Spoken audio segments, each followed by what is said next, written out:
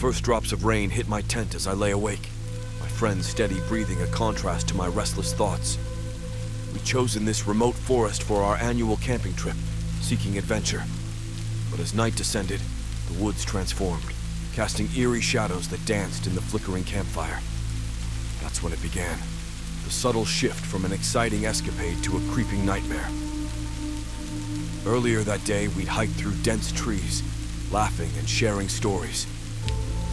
As dusk approached, we set up camp in a small clearing, the forest canopy shielding us from the setting sun. After a meal of roasted marshmallows and hot dogs, we gathered around the fire, exchanging scary stories.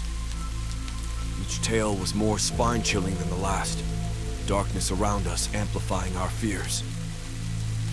As the fire dwindled, we retreated into our tents. The others fell asleep quickly, but I couldn't shake off the feeling of being watched.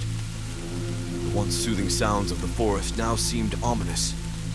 The rustling leaves whispered secrets, and the snapping twigs hinted at unseen creatures lurking just beyond the reach of our campfire's light. I tried to convince myself it was all in my head, a result of the creepy stories. Then I heard it, a faint, indistinct murmuring, like a hushed conversation carried by the wind. I strained my ears, trying to decipher the words, but they remained elusive, blending with the increasing patter of rain on the tent.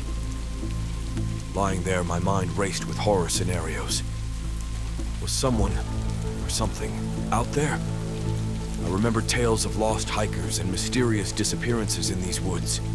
My heart pounded as I imagined unseen eyes peering through the darkness. In the stifling darkness, I closed my eyes, hoping for sleep. But the whispers persisted, growing closer. I felt trapped, my fear intensifying with each passing moment. The nightmare I'd feared was unfolding around me. Then, a scream shattered the night, a chilling, blood-curdling sound that jolted me upright. My heart raced as I fumbled for my flashlight. I stumbled out of the tent, beam cutting through the downpour. My friends emerged from their tents, their faces etched with panic. The scream had come from Emma, who pointed trembling towards the forest edge. There was someone there, watching us, she gasped.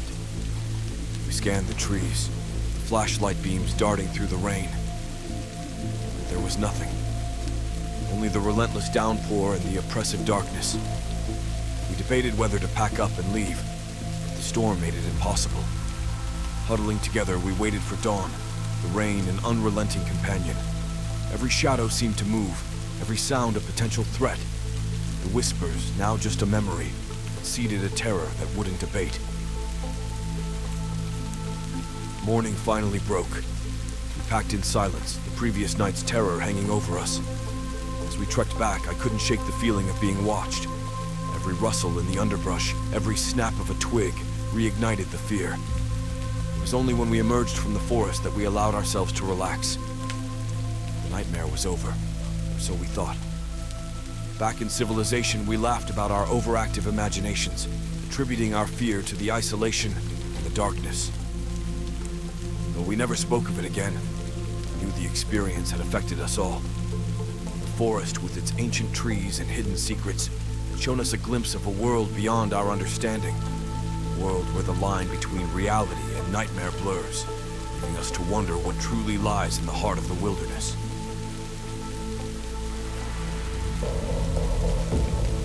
As the sun dipped below the horizon, the once vibrant forest transformed into a realm of shadows and whispers. My heart raced with anticipation and a touch of fear. This was my first solo camping trip, a chance to prove my independence. But as darkness enveloped the woods, I began to question my decision. I had set up camp near a serene lake, the water reflecting the last vestiges of daylight. The tranquility was mesmerizing, in stark contrast to the bustling city life I was accustomed to. As night fell, I lit a small campfire, flames casting a warm, reassuring glow. But as the fire crackled, the wind began to howl, carrying with it the scent of an impending storm. The trees swayed ominously, their leaves rustling like hushed conversations. It was then that the first drops of rain began to fall, gentle at first, then growing in intensity until it was a torrential downpour. I retreated to my tent, seeking shelter from the relentless rain. Inside, I wrapped myself in a blanket, trying to ignore the creeping sense of isolation. The sounds of the forest, once soothing, now seemed eerie and foreboding. Every rustle, every creak filled me with dread. It felt as if the woods themselves were alive, watching me with unseen eyes. I tried to sleep, but the storm's fury made it impossible. The rain battered the tent, and the wind howled like a pack of wild beasts. It was in this cacophony of nature's wrath that I first heard it, a faint, almost imperceptible whistle. At first, I thought it was the wind playing tricks on me. As I listened, the sound became clearer, more distinct. It was a voice calling out from the storm. I strained to hear, but the words were lost in the howling wind. A shiver ran down my spine. Was someone out there, lost in the storm? Or was it something else? Something more sinister? I peered out of the tent, flashlight's beam barely penetrating the darkness. The rain distorted my vision, turning the forest into a blurred landscape of shadows and shapes. There was nothing. No sign of anyone or anything. I retreated back into the tent, my heart pounding. The voice continued, a relentless scream that filled me with a sense of horror. I felt trapped, alone in the vast, uncaring wilderness. The nightmare I had never imagined was unfolding around me. The night dragged on, each moment stretching into eternity. The storm raged, and the scream persisted, a constant reminder of my vulnerability. I was at the mercy of the forest and its unseen inhabitants. The first light of morning revealed a world transformed. The forest was drenched, the ground littered with debris from the storm.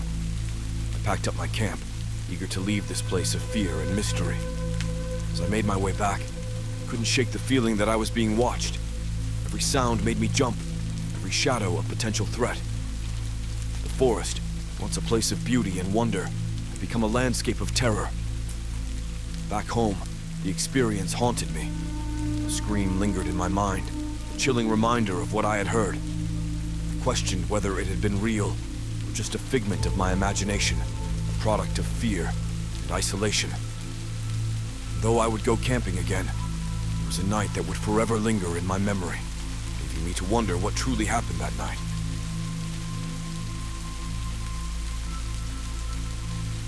The day was fading into a murky twilight as I zipped up my tent. The dense forest, usually a haven for my adventurous spirit, felt unusually oppressive that evening. I had come seeking solitude and a break from city life, but as night approached, an inexplicable dread crept over me. The campsite, nestled in a clearing surrounded by towering pines, had seemed idyllic in the brochure. But now the trees loomed like silent sentinels, their branches swaying in a dance with the growing wind. I gathered some wood and lit a fire, hoping its warmth and light would dispel the unease gnawing at me. As the fire crackled and hissed, the first drops of rain began to fall, gentle at first, and growing heavier. I retreated into my tent, listening to the rain patter against the canvas.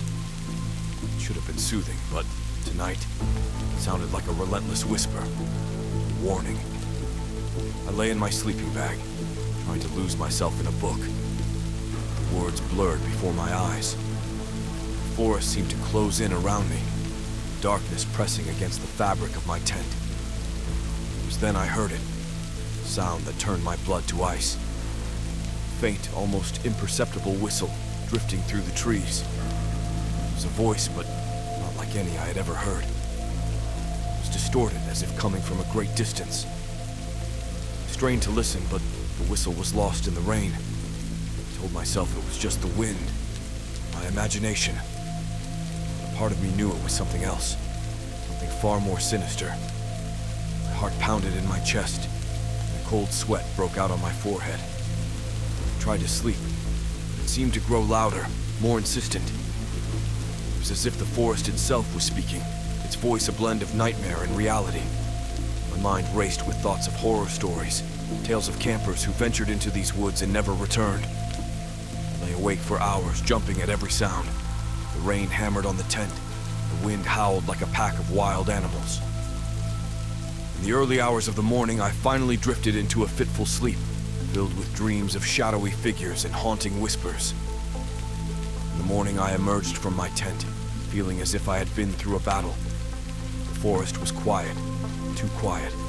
The birds were silent. There was a stillness in the air that was almost suffocating. I quickly packed up my camp, eager to leave this place. As I hiked back to my car, the whistle seemed to follow me, a creepy echo in the back of my mind. I kept looking over my shoulder, half expecting to see something lurking in the trees. The further I got from the campsite, the more the feeling of dread lifted. By the time I reached my car, the sun had broken through the clouds, and the forest seemed normal again.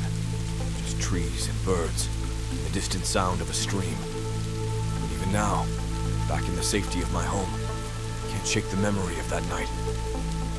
The whistle haunts me, a chilling reminder of the terror I felt. I wonder if it was real, or just a product of my fear and isolation. One thing is certain, I'll never camp there again.